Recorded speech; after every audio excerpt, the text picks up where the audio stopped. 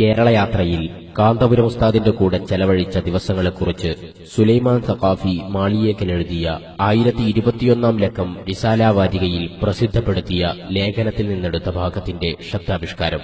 സ്വീകരണവും പരിപാടികളും പ്രസംഗങ്ങളും ഭക്ഷണവും കഴിഞ്ഞ് രാത്രി ഏറെ വൈകി ഉറങ്ങുന്ന ഉസ്താദ് 3 മണിക്ക് തന്നെ ഓരോ ദിവസവും ഉണർന്നിരിക്കും. ചിലപ്പോൾ ഞങ്ങളും ഉസ്താദിന്റെ മുറിയിലോ അതിന്റെ ചാരത്തോ കിടന്നുറങ്ങും. കട്ടിലിൽ ഉണർന്നിരുന്നു ബാത്റൂമിലേക്ക് എഴുന്നേറ്റ് പോകുന്നത് കാണാനാണ് രസം. കാലുകൾ താഴെ വെക്കുന്നതിന്റെ മുമ്പ് സൂക്ഷിച്ചു നോക്കും. അവിടെയായിരിക്കും ചിലപ്പോൾ ഡ്രൈവറുടെ അന്തിയുറക്കം. കൂടെയുള്ളവർ റൂമിന്റെ പല ഭാഗങ്ങളിലായി ചുരുണ്ടുകൂടി കിടക്കുകയാണല്ലോ. ഞങ്ങളെ ആരെയും ഉണർത്താതെ ബാത്റൂമിലേക്ക് പോകാനുള്ള ശ്രമമാണ് ഉസ്താദ് നടത്തുന്നത്. ഒടുവിൽ ആ ശ്രമം വിജയിച്ചതായി വിശ്വസിച്ച് ഉസ്താദ് ബാത്റൂമിലേക്ക് കടക്കുമ്പോൾ ഞാൻ പുതപ്പിനുള്ളിൽ കിടന്ന് വീണ്ടും വിസ്മയം കൊള്ളും. ഈ മനുഷ്യൻ ആരാണ്? വുളു ചെയ്തു വന്നാൽ പിന്നെ നിസ്കാരമാണ്, പിന്നെ എന്തെല്ലാം പ്രാർത്ഥനകളാണ്. കേരളയാത്രയിൽ ഉസ്താദിന്റെ വാഹനവ്യൂഹത്തിന്റെ ഇരുവശങ്ങളിലും ജനങ്ങൾ തിങ്ങിക്കൂടി നിൽക്കുന്നു. ഉസ്താദിനെ ഒന്ന് കാണാനാണ്.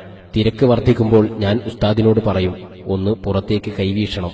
അപ്പോൾ സ്വലാത്തിന്റെ ഏടിൽ നിന്ന് തല ഉയർത്തി പുറത്തേക്ക് നോക്കി പുഞ്ചിരിക്കും, കൈവീശും. വീണ്ടും പ്രാർത്ഥനയുടെ ഏടിലേക്ക് മടങ്ങും. യാത്രയിലുടനീളം ഇത് തുടർന്നു. ഒരു ഏടും മാലയുമാണോ ഈ മനുഷ്യന്റെ ജീവിതം?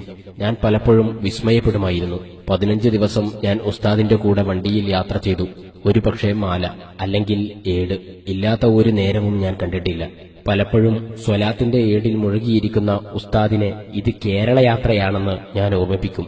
ചൊല്ലിവെച്ച പേജുകൾക്കിടയിൽ വിരല് വെച്ച് ഏടടച്ചു പിടിക്കുന്ന ഉസ്താദ് എന്നോട് പരിതപിക്കും, നീ ഇതൊന്ന് ചൊല്ലിത്തീർക്കാൻ സമ്മതിക്കുന്നില്ലല്ലോ എന്ന്. ഇന്ന് പകലിൽ തന്നെ ഏട് പലതവണ ഓതിയും ചൊല്ലിയും തീർത്തിട്ടുണ്ട് ഈ മനുഷ്യൻ. ഇനി കുറച്ചുനേരം പുറത്തേക്ക് നോക്കി കൈവീശാം.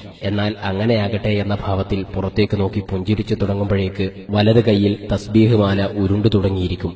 യാത്രകളിൽ പലപ്പോഴും വെള്ളിയാഴ്ച ഓതേണ്ട അൽകഹഫോ സ്വലാത്തോ ചെല്ലാൻ കഴിയാറില്ല. സമയക്കുറവ് തന്നെ കാരണം. പക്ഷേ കേരളയാത്രയിൽ എനിക്കത് തിരുത്തേണ്ടി വന്നു. വെള്ളിയാഴ്ച ജുമഅ വരെ ഉസ്താദ് അൽകഹഫിലും സ്വലാത്തിലുമായിരിക്കും. അത് കടമയ്ക്ക് വേണ്ടി ഓതിത്തീർക്കുകയല്ല, പല തവണകളായി ഉസ്താദ് അത് നിർവഹിക്കും. പലപ്പോഴും സ്വലാത്തിൽ ഈ മനുഷ്യൻ ലയിച്ചിരിക്കുന്നത് കണ്ട് ഞാൻ അത്ഭുതപ്പെട്ടു പോയിട്ടുണ്ട്. ഈ മഹാമനുഷ്യ ആരാണ്? ഒരു കാര്യം ഉറപ്പാണ്, തന്റെ തിരക്ക് പിടിച്ച ജീവിതത്തിൽ ഉസ്താദ് ഒന്നും വിട്ടുപോകുന്നില്ല.